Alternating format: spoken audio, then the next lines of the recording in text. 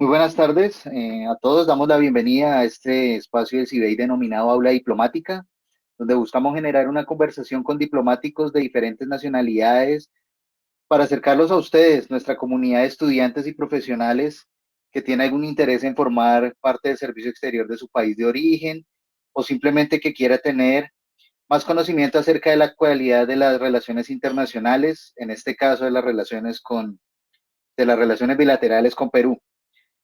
Yo soy Alejandro Angarita y en la tarde de hoy tengo el gusto de presentar al señor ministro encargado de negocios AI de la Embajada del Perú en Colombia, Mariano López Black, economista por la Universidad Ricardo Palma, magíster en Relaciones Internacionales y diplomático de la Academia Diplomática del Perú, eh, Javier Pérez de Cuellar, y con una maestría en Gerencia Social de la Universidad Católica del Perú.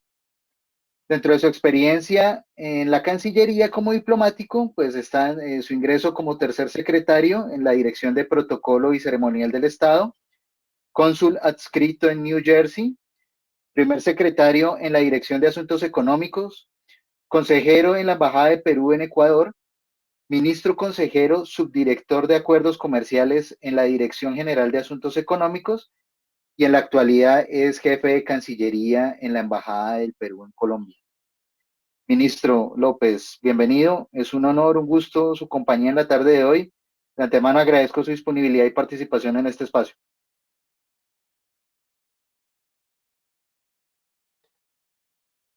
Está sin sonido, ministro.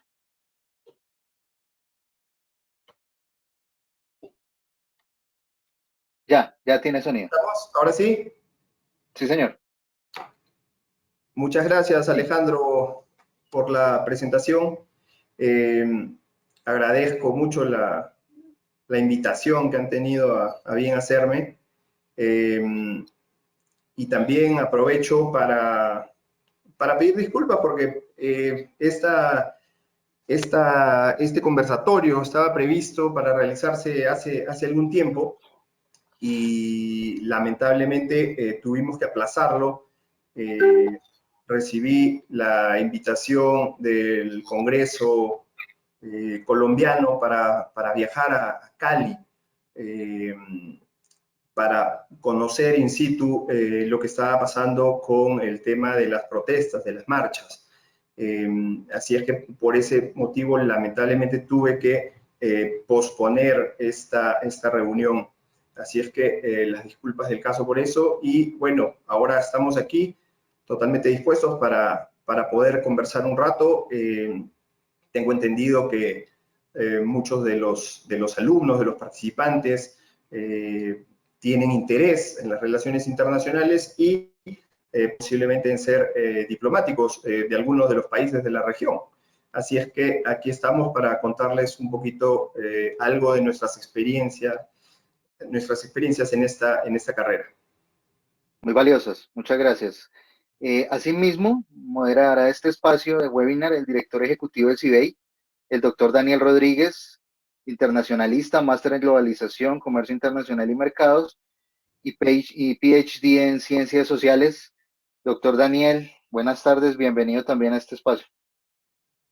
Muy buenas tardes, estimado ministro Mariano López, buenas tardes, Alejandro, y muy buenas tardes para todos los asistentes que nos acompañan.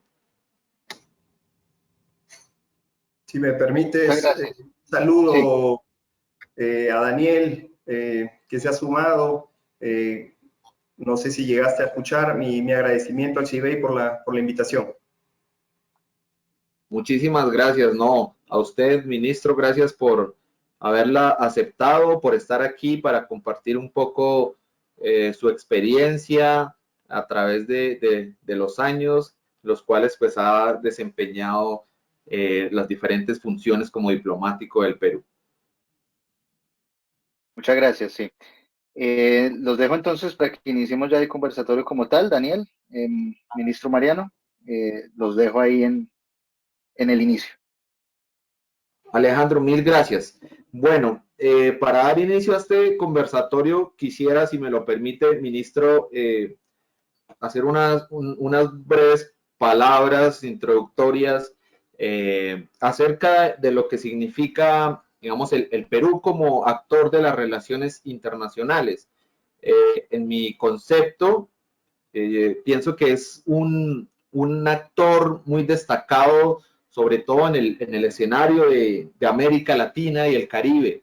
Y se reconoce justamente a su país por contar con una tradición diplomática de apego a la costumbre y a las normas internacionales que rigen el comportamiento entre los estados.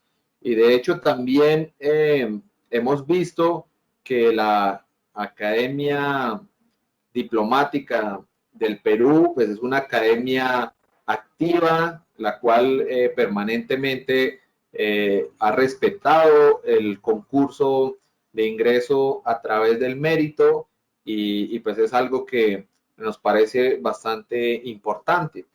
Ahora, en la esfera económica, Perú también pues, es un país con una economía pujante, lo hemos visto, que ha llevado a su nación a avanzar progresivamente en sus objetivos de desarrollo. Mientras también quisiera pues, señalar de otro lado un aspecto pues, que no podemos ocultar, que tiene que ver con el tema político y que en este caso pues por obvias razones y por las limitaciones que tiene en su cargo, pues no le pediré pues que se refiera a él, pero yo sí quisiera manifestar que se ha visto cierta inestabilidad en los tiempos recientes y no solo pues en las elecciones que acaban de ocurrir, sino con gobiernos anteriores. Digamos que hemos visto que sí han vivido bastantes momentos de turbulencia política. Sin embargo, pues bueno, más allá de eso, más allá de esas dificultades que sabemos que se van a superar, así como han podido superar históricamente algunos tropiezos o inconvenientes que se presentan igual en todos los países del mundo, quisiera reconocer también en el país que usted representa una gran riqueza en las personas, en sus gentes, en su historia, el gran valor histórico que tiene, su gastronomía, obviamente, resaltando esta parte que es reconocida a nivel mundial y que nos encanta a todos. Soy fanático, la verdad, de la cocina peruana y en general, pues de tantas maravillas que tienen. Por ejemplo, a nivel de destino turístico, también pues constituyéndose en uno de los principales destinos en nuestra región. Entonces ya habiendo dicho esto, ministro, como le decía, quería referirme grosso modo de manera muy, digamos que muy por encima, muy general. Ahora sí quisiera preguntarle inicialmente, su cargo, digamos, en estos momentos es encargado de negocios ad interim en Colombia. Entonces, lo primero que quisiera saber es, ¿qué hace un encargado de negocios? ¿Qué es un encargado de negocios ad interim en el mundo diplomático? Sí, cómo no, Daniel. Gracias por la pregunta, porque sobre todo el nombre de encargado de negocios a una persona que tal vez no está familiarizada con la carrera, le podría sonar a que vemos los aspectos económicos, comerciales, ¿no es cierto? Sin embargo, el nombre encargado de negocios está establecido en la Convención de Viena, cuando un embajador parte de retorno a su país, el segundo de la embajada, el jefe de Cancillería, asume las funciones de la embajada por un periodo, digamos, temporal, hasta que llegue un nuevo embajador, hasta que el país nombre un nuevo embajador. Y a este cargo se le llama encargado de negocios ad interim. Esto, por supuesto, que se formaliza a través de una nota diplomática antes de que parta el embajador, ¿no? Así es que ese es mi cargo actualmente. ¿Y qué es lo que realizo? Ahorita básicamente todas las funciones que tendría un embajador, solo que mi categoría no es de embajador, es de ministro en el servicio diplomático. Nuestro servicio diplomático va de tercer secretario, segundo secretario, primer secretario, consejero, ministro, ministro y embajador. Así es que mi categoría actual es la de ministro, y como te mencioné, ¿no? Mis funciones ahorita son todas las que puede tener un embajador nombrado ante otro país. De acuerdo. Entonces diríamos para que se entienda fácilmente que sería como una provisionalidad, ¿sí? Al referirnos al encargado de negocios ad interim. Sin embargo, pues, tiene la responsabilidad completa de la representación del Estado. Obviamente, tendremos que esperar a que haya el nombramiento de un nuevo embajador. De acuerdo. Para que yo reasuma mi cargo de jefe de Cancillería de aquí. ¿Cómo ha sido su experiencia, ministro, como encargado de negocios en Colombia? ¿Desde cuándo llegó y cómo ha encontrado el país y la comunidad de peruanos residentes en Colombia? No, igualmente, como al inicio tú has tenido unas gratas palabras para referirte al Perú, lo mismo puedo decir de Colombia, ¿no? Es un país, por supuesto, que nos ha abierto los brazos desde el primer día en que llegamos. Su gente es muy amable, muy cordial. No tengo mucho tiempo aquí en Colombia. Llegué el año pasado, en octubre, en el último vuelo humanitario que salió desde el Perú por motivos de la pandemia. Y como te menciono, no es que tenga mucho tiempo, pero estas experiencias que te da la carrera de que, bueno, pasaron pocos meses, nuestro embajador, el embajador Ignacio Higueras, fue llamado para ser viceministro de Relaciones Exteriores en el Perú, y así es esta experiencia y esta carrera, ¿no? De un momento a otro he terminado, pues, a cargo de la misión. Sobre el trabajo, bueno, muy activo, muy dinámico. Sin embargo, hay que reconocer que la pandemia ha cambiado en cierta forma nuestro trabajo, nuestra labor diplomática, ¿no? Hemos tenido que adaptarnos, pues, al uso de todos estos sistemas para poder estar interconectados. Y por supuesto que hemos tenido que dejar de lado por buen tiempo ese contacto directo que en realidad lo que hace es enriquecer esos diálogos que podemos tener con nuestras contrapartes, ¿no? En ese sentido, yo te diría que creo que sí se ha visto en cierta forma dificultad, o se ha hecho un poco más difícil nuestra labor, ¿no? En estos meses, bueno, ya no meses, ya año y meses de pandemia, ¿no? Claro, digamos que una labor que tradicionalmente se hace cara a cara, una labor de contacto, como tú lo decías, de cercanía con la gente. Sin embargo, pues ahora mismo en la diplomacia y en los diferentes oficios llegó la tecnología de alguna manera para apoyar, ¿no? Como apoyo también para poder resolver o solventar aquellas dificultades que se presentan.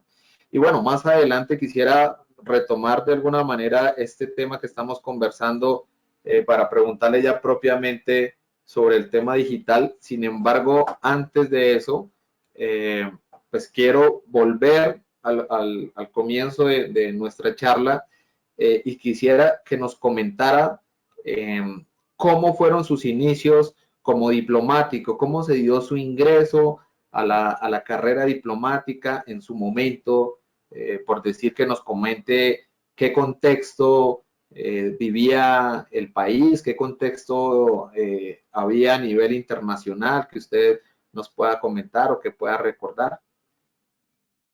Sí, cómo no. A ver, primero, para que las personas que nos acompañan comprendan un poco el proceso en el Perú para acceder a la Academia Diplomática, se trata de un concurso, ¿no? Y les cuento esto porque durante mucho tiempo yo te podría decir que se pensaba que la diplomacia y la academia diplomática y la carrera estaba hecha para ciertas élites, ¿no? Así es que yo les puedo decir con toda certeza que ese mito, en el caso del Perú, está totalmente roto. Se trata de un concurso público, un concurso abierto al público, como les mencionaba. En mi época, hoy día ha variado un poquito, no mucho, pero ha variado, pero se trataba de unos 6 o 7 exámenes que uno tenía que pasar, empezando por uno médico, a uno de conocimientos, bueno, en geografía, historia del Perú, historia universal, derecho, economía. Luego, si pasabas ese examen, tenías un examen psicológico, luego tenías un examen de idiomas, por supuesto era el idioma inglés el que nos pedían en ese momento, pero si uno tenía otro idioma, simplemente lo sustentaba y te daba unos puntos, una bonificación extra a tu nota, ¿no? Para finalizar en 2 exámenes, uno escrito en el cual se tenía que desarrollar pues una especie de ensayo sobre algún tema internacional en ese momento. Si mal no recuerdo, el mío fue sobre globalización. Y luego, digamos, si llegabas a pasar, porque todos estos exámenes eran, digamos, eliminatorios, llegabas a un examen oral, a un conversatorio con 5 jurados, el director de la Academia Diplomática y 4 embajadores. Luego de esto, bueno, salían publicadas las listas y ahí uno veía si es que había logrado ingresar o no al servicio, ¿no? Luego de eso, ya en la academia uno estudia durante 2 años y sale con el título de diplomático de carrera y de magíster en diplomacia. Por supuesto, para presentarse uno tiene que haber culminado una carrera antes, ¿no? En mi caso fue la de economía. Yo te podría decir que el grueso de los que se presentan en el Perú son abogados, son personas vinculadas al derecho, te podría decir que es un 60%. Y también otro dato simpático es que en algún momento la carrera se abre para todas las materias, para todas las carreras, ¿no? Antes estaba concentrada en economía, en derecho, en historia. Luego te puedo comentar que estudié yo con ingenieros, con comunicadores, administradores. Así es que nuestra carrera se ha abierto. Creo que me quieres preguntar algo y yo sigo hablando aquí como... La idea, sí, no, quería preguntarte precisamente que si, digamos que esa característica la ves como algo positivo o, es decir, que puedan ingresar a la carrera diplomática de diferentes profesiones, ¿sería algo bueno, algo positivo? Sí, totalmente positivo, ¿no? Porque tienes digamos, distintos enfoques, distintas visiones, tienes profesionales que los puedes explotar en distintas áreas, ¿no? Digamos, para eso debes tener una dirección de recursos humanos, pues, que esté empoderada, y que pueda tomar buenas decisiones al momento de dirigir a los recursos humanos, ¿no? Sí, digo porque pues hay un argumento pues de los profesionales en estudios internacionales y especialmente en relaciones internacionales, una queja recurrente de que no hay espacio para ellos, ¿sí? Porque ha pasado lo mismo en muchos países, en Colombia también. Inicialmente estaba dirigido para ciertas carreras y luego se abrió para todas, ya encontrándose en médicos, arquitectos, ingenieros de cualquier profesión, pues bajo el contraargumento que mencionaba de tener diferentes perspectivas o diferentes aportes y de alguna manera también tener, digamos que no vulnerarle los derechos, el derecho que puede tener una persona de esa profesión también de poder representar y trabajar por el Estado. Sí, bueno, no, coincidimos en ese sentido, ¿no?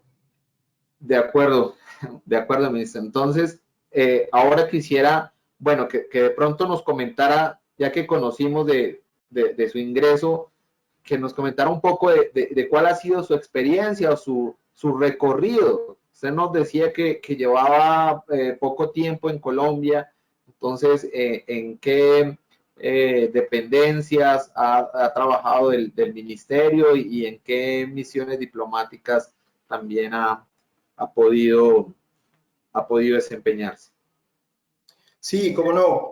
A ver, voy a hacerte un pequeño recuento y tal vez en cada uno de los puestos por los que he pasado les puedo ir contando algunos de los trabajos que se hacen o algunas de las experiencias que uno adquiere, ¿no? Ya tengo yo 20 años en el servicio y claro, empecé yo a trabajar en la Dirección Nacional de Protocolo. Como ustedes saben, en esa área en particular uno está dedicado pues a que todas las ceremonias y todos los actos protocolares, en esa época éramos Dirección Nacional, así es que nos encargábamos de todos los actos y ceremonias del presidente y del canciller salieran pues de forma pulcra, ¿no? Y de acuerdo, por supuesto, a todo el ceremonial que está preestablecido para cada uno de estos actos, ¿no?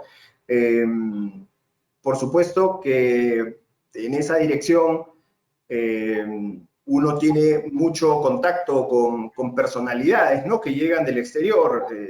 Estar en ese puesto te brinda la posibilidad de haber estado cerca o haber conocido o haber estrechado la mano de algún presidente, algún rey, alguna princesa. Entonces, es una dirección en la cual creo que el trabajo es arduo, porque uno en esa dirección trabaja 24/7, no hay horarios, uno usualmente termina muy tarde. Recuerden pues alguna recepción de un canciller, alguna cena en Palacio de Gobierno, uno termina pues saliendo a altas horas de la noche, pero como les digo, fue una experiencia gratificante, ¿no? Por supuesto que cuando sales al extranjero y tienes esa experiencia de haber pasado por protocolo, algunos embajadores, por supuesto, van a mirar hacia tu trabajo al momento que tengas que tal vez armar una mesa para autoridades o algo de eso, ¿no? Entonces, el que pasó por protocolo nunca deja su etiqueta ahí de protocolo, ¿no? Sí, sí, sí. Luego mi siguiente puesto fue de cónsul adscrito en Nueva Jersey, en Estados Unidos, un consulado muy dinámico, yo te diría en ese momento posiblemente de los 5 en el mundo con mayor cantidad de peruanos. Las cifras exactas todavía no me arriesgo a decirlas, pero podrían fluctuar pues entre los 80 y los 120.000 peruanos en ese momento, un poco guiándonos sobre todo del padrón electoral de esa época, ¿no? Teníamos unas 35, 37 mesas de votación, lo que hacía 50 y tantos mil votantes. Si a este número le agregas las familias, llegamos pues a una cifra, digamos, por la que te estaba mencionando, ¿no? Y bueno, la labor en el consulado, por supuesto, tienes la labor registral, la labor notarial y la labor digamos, social, humanitaria. Tuve la oportunidad de visitar peruanos privados de su libertad, que en centros de detención, que es una de las labores que también ejercemos, ¿no?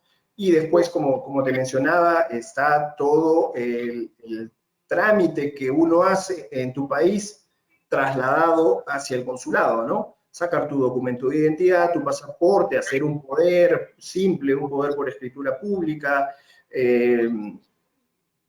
todo ese tipo de trabajo, ¿no? Luego participé en la Dirección de Negociaciones Comerciales Internacionales, en la Dirección General de Asuntos Económicos de la Cancillería, a mi retorno, después de 5 años de haber estado en Nueva Jersey. Y ahí fui parte de los grupos que negociaron algunos de los acuerdos comerciales del Perú que hoy están en vigor, ¿no? La Unión Europea, con China, con algunos países de Centroamérica, Panamá, Costa Rica.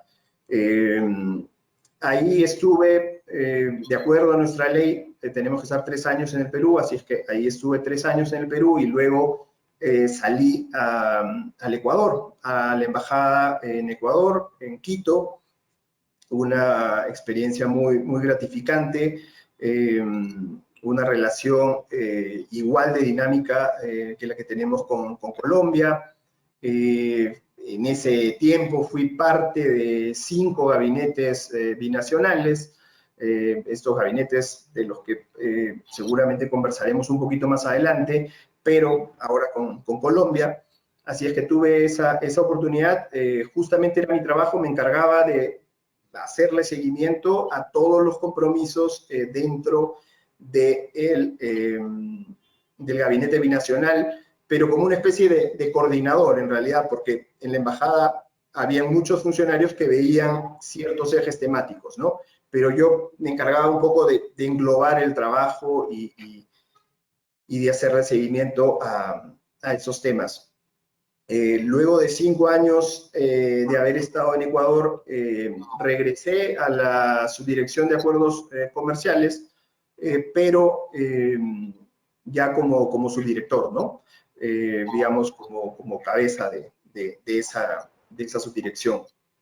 Y ahí igualmente trabajo muy interesante en acuerdos comerciales como el CPTPP, o el inicio de las negociaciones con la India, el acuerdo con el Reino Unido, porque digamos, se iba a producir el Brexit y no podíamos quedarnos con un vacío en la regulación comercial entre ambos países. Así es que esa fue un trabajo que implicó, en cierta forma, una carrera, ¿no? Porque estábamos contra el tiempo. Y bueno, luego de 3 años de haber estado ahí en Lima, ya vine para acá. Tengo 7 meses aproximadamente y como les mencioné, estoy pues ahorita encargado de negocios, ¿no? Vale, bueno, y digamos que de acuerdo a este relato, se puede ver que ha desempeñado funciones tanto consulares como diplomáticas en diferentes momentos, ¿sí? ¿A usted cuál le gusta más? ¿Qué le gusta más, el tema consular o el tema diplomático? A ver, si lo queremos dividir de alguna forma, podríamos dividirlo en bilateral, multilateral y consular. Okay. No he hecho yo lo multilateral, he hecho lo bilateral y he hecho lo consular. Y no quiero decir que uno me gusta más que el otro, pero sí les cuento que la labor consular es gratificante porque todos los días tiene resultados. Todos los días uno ayuda a un connacional que está en un problema, todos los días le soluciona algo a alguien. Sí. Entonces, es una labor, como digo, que te brinda mucha satisfacción todos los días. Los funcionarios que trabajan en multilaterales puede que estén negociando un determinado acuerdo años de años, se van del país, regresan y siguen negociando el mismo acuerdo. Entonces, es un trabajo de largo aliento, de largo alcance. El bilateral tiene una mezcla de las dos cosas, ¿no? Puedes obtener resultados, no quiero decir el día a día, pero sí resultados que no toman tanto tiempo y otros que efectivamente se alargan en el tiempo, ¿no? Sobre todo si son algunos compromisos que pueden tener algún tipo de complejidad, ¿no? Bien, bueno, y en ese largo, ya puedo decir que largo, ¿no? En ese largo recorrido, estamos hablando de 20 años de experiencia, digamos, ¿cuál sería? Me parece que hubiera empezado ayer, ¿sabes? Sí, el tiempo ha volado. El tiempo ha volado, 20 años suena un montón, y te lo digo, Daniel, así con toda sinceridad, parece que hubiera empezado hace poco. Sí. Perdona sí. que te interrumpí también. Y bueno, pero falta bastante. Entonces, bueno, yo lo que quería consultarle es acerca de, en ese trayecto, ¿qué recuerda usted de dificultades que haya tenido, de momentos difíciles desempeñando su profesión, pues que usted haya podido superar? ¿Cuáles serían como esos momentos más duros como diplomático en estos 20 años de carrera? A ver, se me viene a la mente muchas cosas, pero les cuento. Hay veces uno termina sentado en una mesa de negociación por X motivos, porque el experto en un tema en particular no llegó a viajar, y uno termina en una mesa de negociación viendo un tema, hay veces muy específico y donde uno está representando al país, ¿no? Y bueno, hay que hacerlo de la mejor forma. Solo por ponerles el ejemplo, ¿no? Les menciono, una vez estuve en la negociación de la creación de un organismo que iba a ver temas relacionados al cacao fino y de aroma. Y los señores que habían llegado a representar a algunos países era gente que estaba muy vinculada al tema, ¿no? Para empezar, la discusión no aterrizaba en si era fino y de aroma, fino o de aroma, fino de aroma, fino y o de aroma, solo para ponerte un ejemplo, ¿no? Entonces, de arranque, sí. A veces uno termina en ese tipo de negociaciones y bueno, uno tiene su libreto al que hay que al que hay que ceñirse. Uno, por supuesto, está representando a su país y los intereses de su país. Así es que te cuento esa, no sé si anécdota, pero, Sí, sí. pero son momentos complicados que uno los termina superando, ¿no? Claro.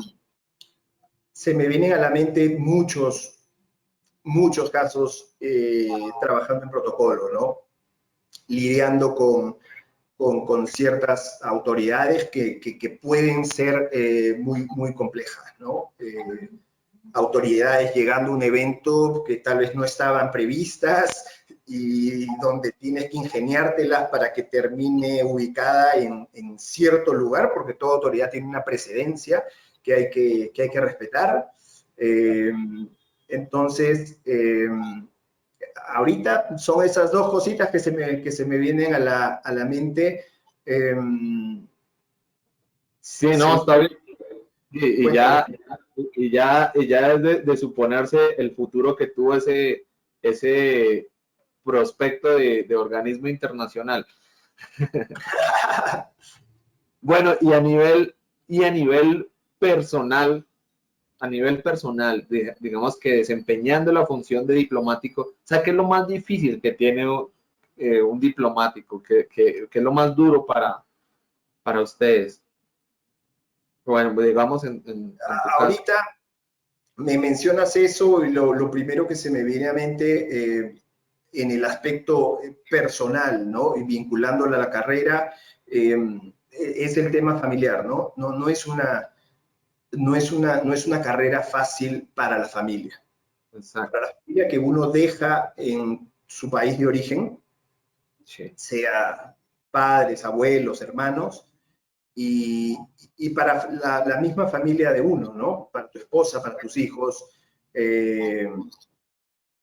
No es fácil el decirle a tus hijos cuando ya se han establecido y cuando ya se sienten locales, ya tienen sus amistades y sus relaciones hechas, decirles nos tenemos que ir, ya tenemos que regresar. Ese aspecto en lo personal te diría que es un poquito complejo, ¿no? Tal vez hay personas que lo pueden llevar muy bien, ¿no? Sí.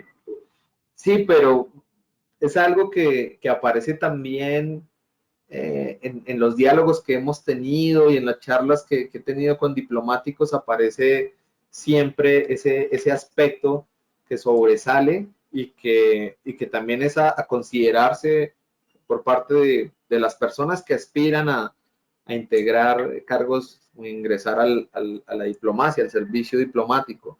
Porque, y de hecho yo siempre he pensado que por eso incorporaron las pruebas, también las pruebas psicológicas, las pruebas psicotécnicas, midiendo un poco esos rasgos de personalidad, ¿sí? Porque no es definitivamente un oficio para cualquier persona. O sea, ese hecho que ya nos comentaba usted de tener que dejar la familia, de tener que desplazarse de un lado a otro, de tener que cumplir con ese principio de alternancia, de salir e ingresar, pues definitivamente no va con todos los tipos de personalidad. Y a lo que mencionas y lo que yo también venía comentando, claro, podríamos agregarle el tema de que, digamos, no todos los países del mundo van a ser tan agradables para el desarrollo de la vida familiar como uno quisiera, ¿no? Distinta cultura, distinto idioma, ubicación geográfica, podrían agregarle cierta complejidad, ¿no? Claro, dependiendo del destino, es verdad. Sí.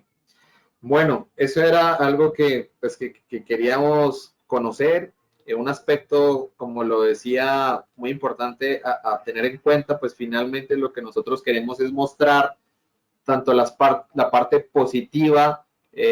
Nuestra función siempre ha sido pues promover la diplomacia del mérito, la diplomacia profesional, incentivar a la gente a que se presente a los concursos y demás, pero también pues debemos mostrar esa parte, ese lado, ¿sí? La parte también del ser humano, la parte personal, pues que debe considerarse cuando se quiere ejercer una profesión de largo aliento, una profesión que se va a dedicar pues la mayor parte de su vida.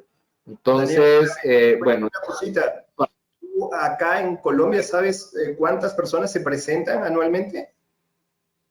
Sí, digamos que varía, pero generalmente en los últimos años se están presentando, se están abriendo mejor vacantes para unas 20 a 25 personas. En el concurso más reciente fue de 40 cupos, pero porque ocurrió lo de la pandemia en el año 2020, se tuvo que suspender el concurso. Entonces se hizo en este año, el año pasado no se hizo y este año ya se realizó y pues ampliaron un poco las plazas, el número de plazas a 40. Sin embargo, generalmente está entre 20 a 25 plazas anualmente. Creo que Ahí, también es similar a Perú, ¿no? sí, totalmente, totalmente similar. Nosotros, claro, hemos ido de promociones de 10, 15, 20, 25, hasta 30 también. Por supuesto que en función a las necesidades del servicio se va ajustando esa cifra. Pero lo que yo quería ahí comentarte era que he tenido muy buenas amistades, gente de mi promoción de la Academia Diplomática, que después ha terminado trabajando en la Academia Diplomática. Y a pesar de toda la difusión que se le puede haber dado al proceso digamos, para presentarse, para ser diplomático, las cifras no han variado ni han subido tanto. ¿Ah? Siempre han estado entre 200 algo, hasta 300, por ahí. El Así tema le del, hagas toda la tema del, difusión que quieras. el tema del segundo idioma y del tercero, que ya también mencionabas, es algo que afecta mucho el número de participantes. Nosotros en nuestra experiencia ya larga que hemos tenido, digamos, hay muchas personas que se quieren presentar, pero realmente no cumplen con el requisito del idioma. En el caso de nosotros, bueno, también es muy similar, se pide un idioma, un nivel intermedio, el B2, en el caso digamos, del esquema estandarizado, el nivel B2 en Colombia, y bueno, y en la mayoría de países es similar, pero pues eso es un requisito, es algo obligatorio, y pues eso es lo que impide que las personas realmente, pienso yo que es el principal impedimento. Digamos que el tema del bilingüismo es algo que afecta mucho a estos países, que hay que trabajar bastante. Entonces eso hace que ya, digamos que se limite y prácticamente a personas, muchas personas que han tenido posibilidad de estudiar en colegios bilingües o que han viajado al exterior, viven en el exterior incluso, vienen a presentar el examen, se preparan, es decir, que tienen también los medios económicos para poder solventar esa parte del idioma. Entonces, eso es lo que ha sucedido. Sin embargo, yo también quisiera ahí hacer como un paréntesis para señalar que una gran diferencia que yo encuentro, ¿sí?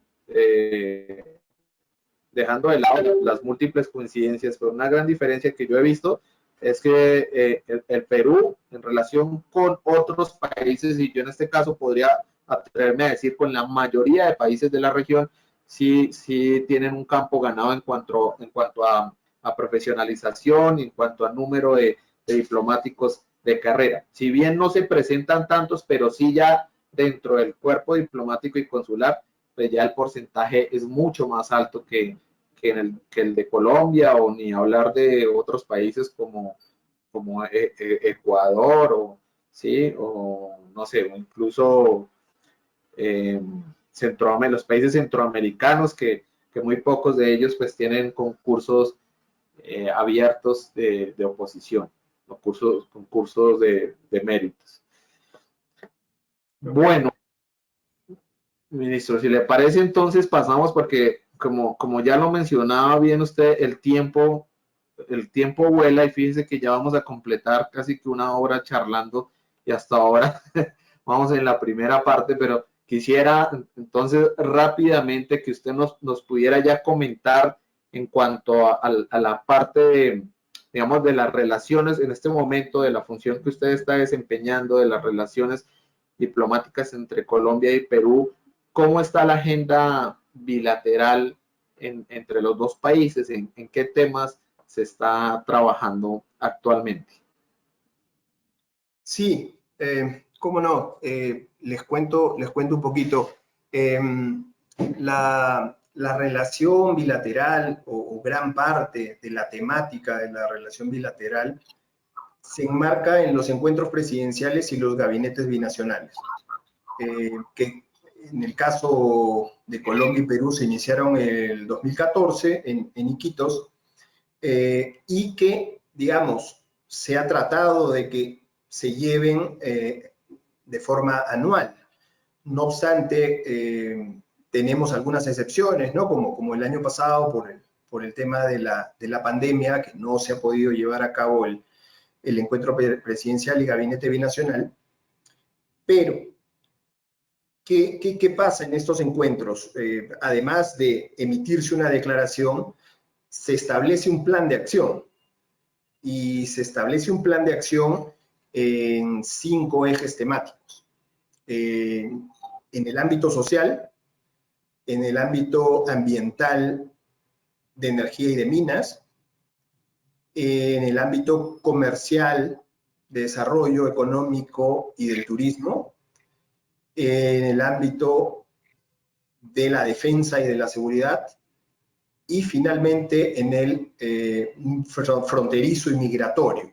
Esos son los 5 grandes ejes en los cuales trabajamos o venimos trabajando. Y el plan de acción, ¿qué es lo que hace? El último plan de acción, que es el de Pucallpa, de 2019, si le das una mirada, va a tener casi 100 compromisos bilaterales en esos ejes que les he comentado. Y son muy variados los temas. Solo por comentarles algunos, ¿no? En el ámbito social, les puedo hablar de intercambios y de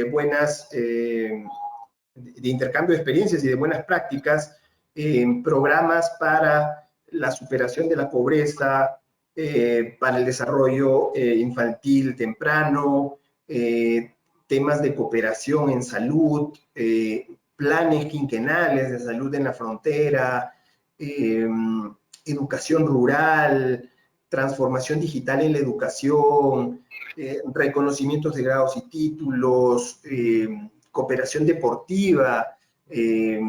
Entonces, ese es, digamos, te estoy hablando de unos cuantos ejemplos de los temas que venimos trabajando en el eje social. Si nos referimos al ambiental, al energético, minero, ahí tenemos programadas expediciones digamos, para levantar información sobre la biodiversidad de la cuenca del Putumayo, trabajos sobre economía circular, sobre gestión integrada de recursos hídricos, manejo de recursos forestales, buenas prácticas en minería, fuentes energéticas renovables. Todo lo que te menciono lo vas a ver plasmado en uno o más compromisos presidenciales, ¿no? Si hablamos de comercio, desarrollo económico y turismo, tenemos que hablar de cómo ampliar nuestros mercados, cómo fomentar y cómo promover el comercio entre los dos países. Y ahí muchas veces aterrizamos en acciones para, digamos, ir limpiando asuntos sanitarios y fitosanitarios que tengamos pendientes de lado y lado, ¿no? Usualmente se identifican, yo tengo interés en estos productos, yo tengo interés en estos productos, y vamos digamos, aplanando el camino para que fluya el comercio. Luego, tenemos intercambios de experiencias en libre competencia, en protección al consumidor, en cómo mejorar la productividad de las pymes, respecto al roaming internacional. Esos serían los temas que trabajamos en el eje número 3, que es el comercial. Si pasamos al eje de seguridad y defensa, ahí podemos hablar, por ponerte un ejemplo muy positivo, que es el de las jornadas binacionales de apoyo al desarrollo, donde se movilizan los militares de ambos países y también las entidades, diversas entidades estatales, y van a las zonas de frontera. Usualmente se han beneficiado más de 64 comunidades fronterizas, y ahí se trabaja con ellos en documentación, identificación, temas de salud. Entonces, son unas jornadas binacionales que han sido muy bien recibidas. Luego, tenemos todo lo que vendría a ser patrullajes y operativos conjuntos para combatir todos los ilícitos transnacionales, ¿no? Ahí nos referimos a tráfico de drogas, trata de personas, minería ilegal, tráfico de armas, municiones, explosivos, etcétera, etcétera. Y acá lo destacable es que personal de un país se traslada al otro para ver cómo el otro país pone en práctica sus procedimientos, igualmente lo hace el otro país, ¿no? Así es que tenemos ahí, digamos, una retroalimentación respecto a buenas prácticas, ¿no? Y finalmente, el último de los ejes, que es el fronterizo y migratorio, ahí tendría que hablarles pues del Fondo Binacional de Desarrollo Fronterizo, que es coordinado por el BID, y en el cual se vienen impulsando proyectos de integración fronteriza, por ponerte un par de ejemplos, en la cadena productiva del cacao, proyectos en piscicultura. También tenemos trabajos en integración eléctrica en la zona de frontera, cómo fomentar el intercambio comercial en zona de frontera, como te menciono, digamos, la gama de temas es muy amplia,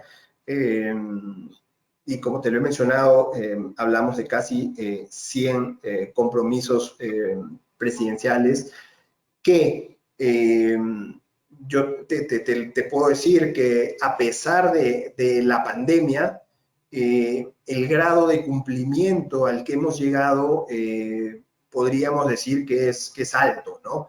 Por supuesto que van a haber compromisos que se pactaron que casi son imposibles de cumplir por las restricciones que han habido de movilidad, ¿no? En este contexto de pandemia, pero se ha avanzado mucho, ¿no? Bueno, esto por mencionarte los temas bilaterales, ¿no? Sin mencionar, digamos, los de integración, en los cuales, pues, estamos ambos países también inmersos, ¿no? Como en la CAN, la Alianza del Pacífico, Prosur y otros foros en los que venimos trabajando, ¿no? Exactamente, quería también tocar un poquito el tema de, pues en relación con ese último punto, o ese último macro tema que tratan, ustedes dentro de la agenda de relación bilateral, que tiene que ver con la migración, ¿no? Con aspectos de frontera y migratorios.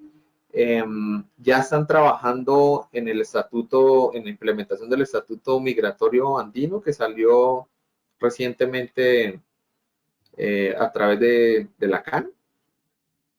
Tuve la oportunidad hace poco, estuvo por acá el secretario general de la comunidad andina, vino aquí a la embajada a hacernos una visita y conversamos con el tema, ¿no? Sí, es un tema en el que se viene trabajando, ¿no? Todavía seguramente va a tomar su tiempo el el que vayamos ya aterrizando esto en cuestiones concretas, ¿no? Pero sí, es un tema, por supuesto, que todos los países le vamos a poner mucho impulso. Pero se traduce o se traducirá en cambios significativos, en cambios importantes, porque digamos, el tema migratorio es si se pone desde el punto de vista de problemática, pues sería común, ¿no? Una situación común a los dos países y compartiendo una frontera también bastante amplia, de más de 1.500 kilómetros. Entonces, Sí, digamos, tú lo has dicho, nuestra frontera es muy amplia. Sin embargo, tenemos que tener en cuenta, claro, que nuestro paso fronterizo es de tipo fluvial, ¿no? No, digamos, ustedes con Ecuador tienen una frontera terrestre, nosotros con Ecuador tenemos una frontera terrestre, Perú con Chile tiene una frontera terrestre, y en el caso con Colombia es una frontera atípica, ¿no? Gran parte de esos 1.600 kilómetros a los que te refieres son selva, ¿no? Entonces, por supuesto que también, digamos, la pandemia no ha ayudado, pues, a trabajar en el tema de los flujos migratorios, ¿no? Tú fuiste testigo, todos hemos sido testigos de cómo los países reaccionaron pues ante la pandemia, ¿no? Cerrando automáticamente las fronteras, las que, digamos, todavía siguen cerradas. Las terrestres del Perú siguen cerradas, la fluvial con ustedes sigue cerrada. Hay paso para comercio, hay paso en cuestiones de emergencias. Te pongo un caso, hace poco tuvimos una persona que lamentablemente sufrió quemaduras en el 80% de su cuerpo en el lado peruano y pasó al lado colombiano para ser atendido, ¿no? Entonces, digamos que hay flexibilidad en esos pasos fronterizos cuando se trata de cuestiones de emergencia. Ahora, si nos referimos pues al tema migratorio en general, la misma pandemia y el desempleo que está generando en el mundo, creo que en los próximos meses y en los próximos años lo que va a generar es mucho más movilidad de personas entre nuestros países, ¿no? Buscando oportunidades de trabajo, buscando el bienestar para su familia. Así es que, bueno, será un tema que tendremos que seguir dialogando entre los países de la región, ¿no? así es, ministro. Hay mucho trabajo por hacer en esa y en todas las áreas que usted ya ha mencionado. Bueno, ya por último, y abusando un poco de su tiempo, porque sabíamos que disponíamos de los 60 minutos para conversar, quisiera terminar esta sesión pidiéndole algunas recomendaciones que usted pudiera ofrecerles a aquellas personas que aspiran a ingresar al servicio exterior, que aspiran algún día a desempeñar el cargo que usted ocupa. Digamos, ¿qué sugerencias, qué consejos le daría usted a esas personas que quieren? Sabemos que están conectados y que nos están viendo estudiantes de diferentes países, pero principalmente del Perú y de Colombia. Entonces, por ejemplo, a ellos, ¿qué les podrían decir? A ver, bueno, la primera recomendación que les podría hacer es que nos encontramos frente a una carrera que es de servicio público, en la cual nuestra labor siempre va a ser la defensa de los intereses permanentes del país al que representamos. Esa es la primera, digamos, comentario y, digamos, ya lo mencioné antes, en esta carrera tenemos que estar dispuestos a trabajar 24 horas al día, 7 días a la semana. Otra de mis recomendaciones sería, como vivimos en un mundo tan cambiante, la preparación que tengamos tiene que ser constante, ¿no? Hay que estar constantemente preparándonos. Lo que uno puede haber aprendido en un momento evoluciona al poco tiempo, o aparecen nuevos temas, o esos nuevos temas toman mucha fuerza. Por mencionar algunos, temas relacionados al medio ambiente, nuevos conceptos de seguridad, cuarta revolución industrial, el tema de las tecnologías de información. Entonces, sí, la sí, diplomacia digital, sí. Sí, por supuesto, tenemos que ir adaptándonos, ¿no? Lo otro que les podría mencionar es que hay que ir acostumbrándonos y preparándonos a esta nueva forma de trabajo, el virtual o tal vez semipresencial, si es que las cosas mejoran. Algunos por ahí tienen este debate si la virtualidad ha llegado para quedarse, ¿no? O si vamos a retomar en el futuro nuestro trabajo como era, ¿no? La pandemia del COVID ha trastocado en cierta forma la diplomacia. El contacto directo, la negociación, el aspecto social, las visitas de trabajo, que eran parte de nuestro día a día, se han visto afectados y han cambiado. Algunos de los ajustes que estamos viendo posiblemente perdurarán en el tiempo, así es que hay que estar preparados para ello e ir adaptándonos, ¿no? Luego, y esa experiencia de mi carrera, por lo cual, digamos, les transmito esta recomendación, es que a menos de que nuestros servicios diplomáticos cambien en el futuro y exista una especialización, considero que hay que estar preparados para servir en los ámbitos que hablamos hace un rato, en el bilateral, en el multilateral o en el consular. Y, digamos, hace muy poco dicté un curso en la Academia Diplomática del Perú sobre promoción comercial y claro, le decía a los alumnos que también tienen que tener o tienen que ser conscientes de que el servicio diplomático no es una agencia de viaje. Hay que estar preparados para servir en distintos lugares. No es el lugar que a uno más le gusta o que el que uno quiere. Entonces, hay que estar preparado para ello. También lo conversamos hace un rato.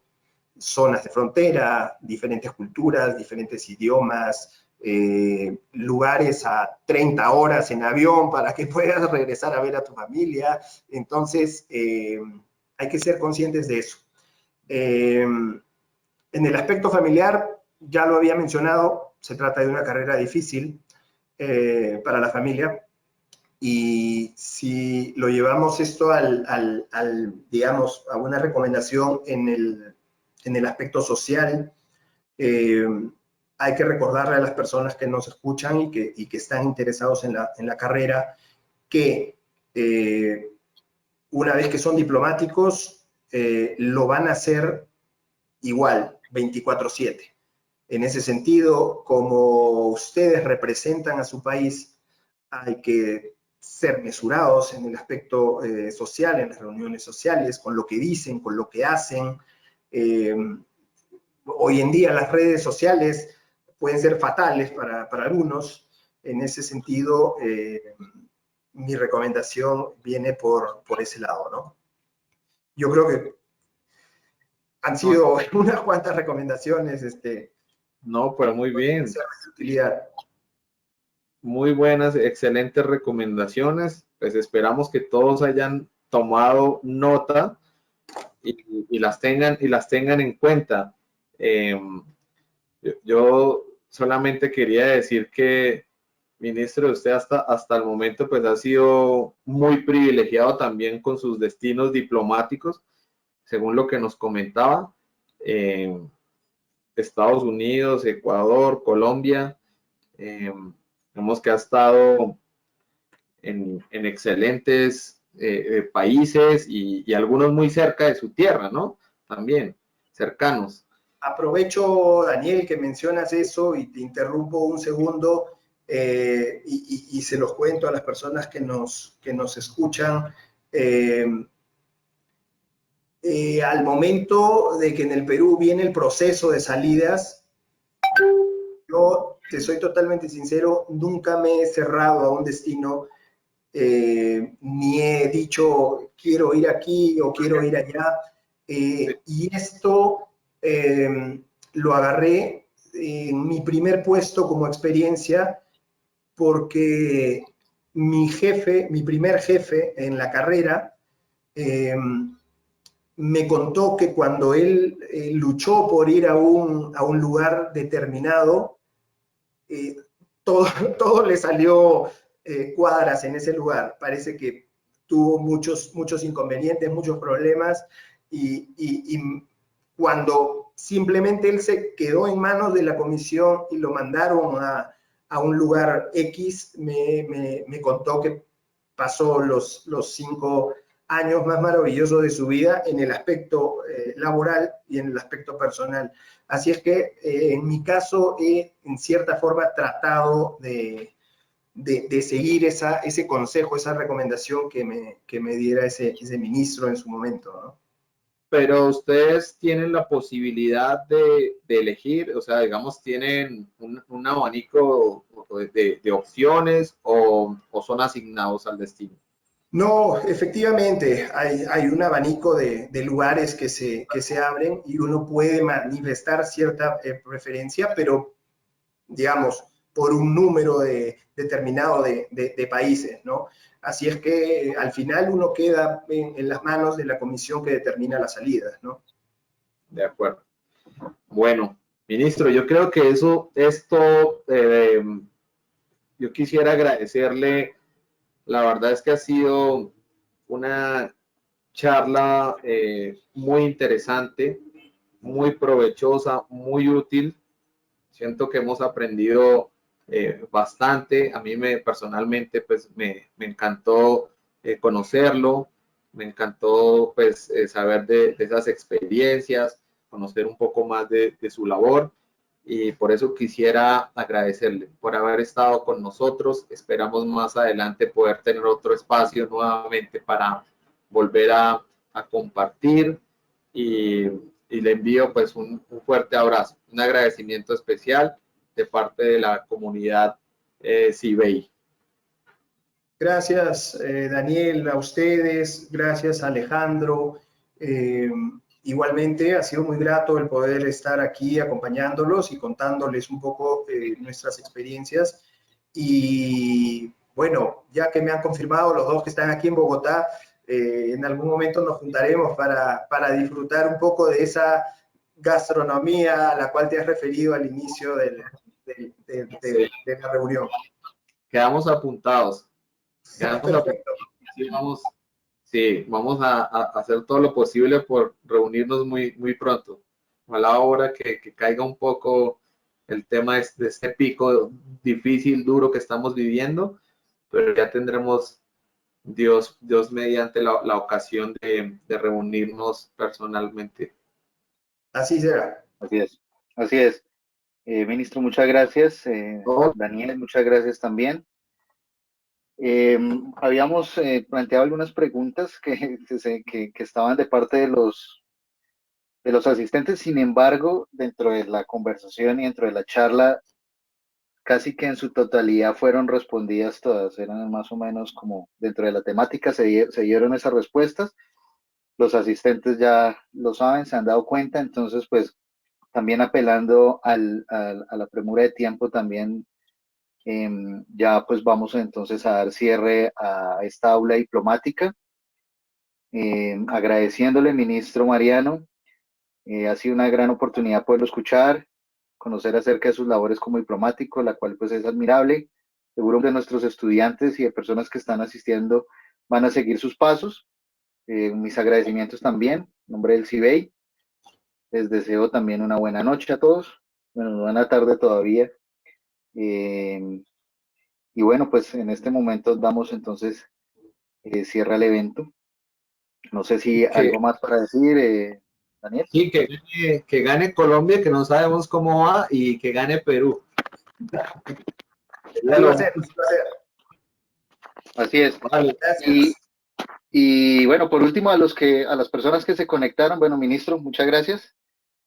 Muchas gracias. Y a quienes se conectaron, pues los invitamos en la siguiente semana. Vamos a tener un CIBEI Live con la doctora José Fiorín Gómez, que nos acompaña desde Brasil. Con ella vamos a hablar acerca de paradiplomacia, evento abierto como los de CIBEI, para que lo tengan en cuenta la otra semana. Muchas gracias a todos. Una feliz tarde. Gracias. Síganos en redes sociales. Muchas gracias. Estén bien. Gracias. Bueno, feliz tarde, gracias. Adiós.